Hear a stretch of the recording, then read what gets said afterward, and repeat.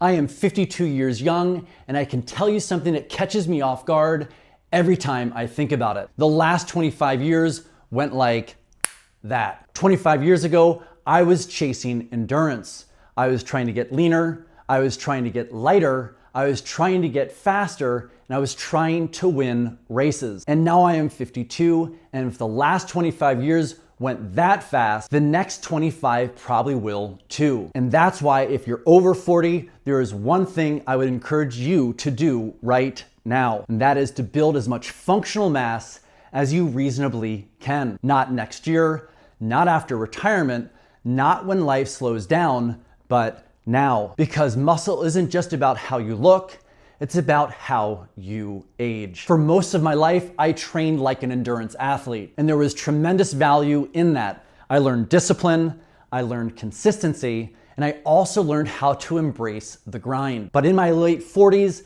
I realized something very important. The qualities that help you win races are not necessarily the same qualities that help you thrive at 70 to 80 years of age. So I started asking a different question. What physical qualities do I want to carry into the final 30 to 50 years of my life? And the answer wasn't a faster race time. The answer wasn't to be leaner. The answer was to build strength, muscle, resilience, and capability. And that's when everything changed. I stopped prioritizing performance and I started prioritizing longevity. I wasn't building muscle for today.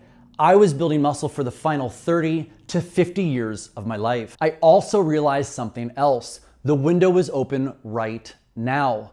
Not forever, but right now. Can you build muscle later in life? Absolutely, but it gets harder to do so. Recovery gets harder, growth gets harder, everything gets a little bit harder as you age. So I decided to act while the opportunity was still right in front of me. And over the next several years, I intentionally added approximately 25 pounds of functional mass to my frame. Not purely for aesthetics, but because I wanted more reserve, more strength, more capability, and more protection against the years ahead. So what actually changed to put the muscle mass on? 4 primary things. First, I started eating to grow. For years, my nutrition supported my goals, and those goals were endurance performance. Being lighter, being efficient, being competitive. But when I decided to prioritize functional muscle mass, my nutrition had to change too. I could no longer eat like someone trying to stay lean and fast. I had to eat like someone trying to grow.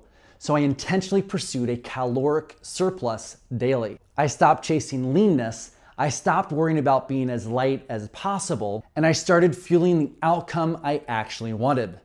More strength, more muscle, and more capability. Second, I redirected intensity. As an endurance athlete, intensity was not new to me. What changed was where I applied it. Instead of directing most of my time and effort towards swimming, biking, and running, I directed that effort towards building strength, towards progressive overload, toward building muscle. I started lifting heavier things and challenged my body in ways that promoted growth, rather than simply endurance. Third, I changed my training objective. For decades, most of my training revolved around multi-sport. But once I decided to prioritize functional muscle mass, my training had to change as well. I shifted from training endurance 5 to 6 days per week to training strength 5 to 6 days per week. I redirected the same discipline, consistency, and work ethic to building strength, toward building muscle mass, to building greater capability, and over time, the results followed. And fourthly, I started taking recovery seriously, because growth doesn't happen during the training.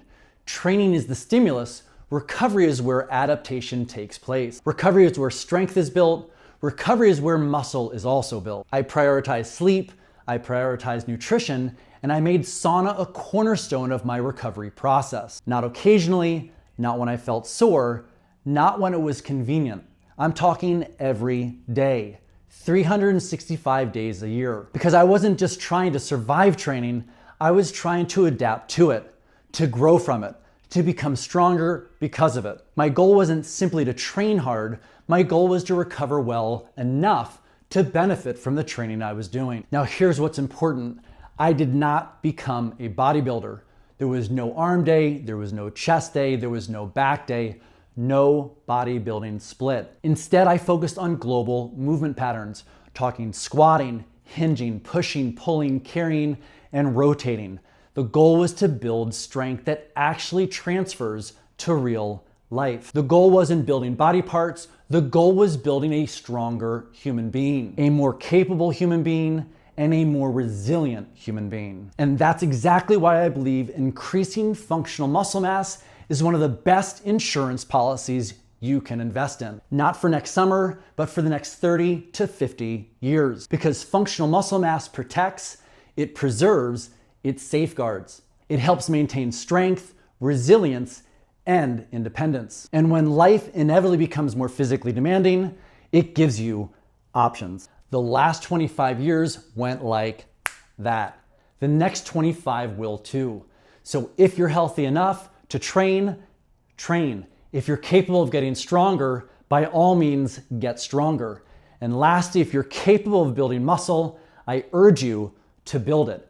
Do it now. Build the reserve, protect the future, stay strong, stay capable, and as always, stay Tusker strong. After filming and posting over 1,000 workouts, this is what they have taught me.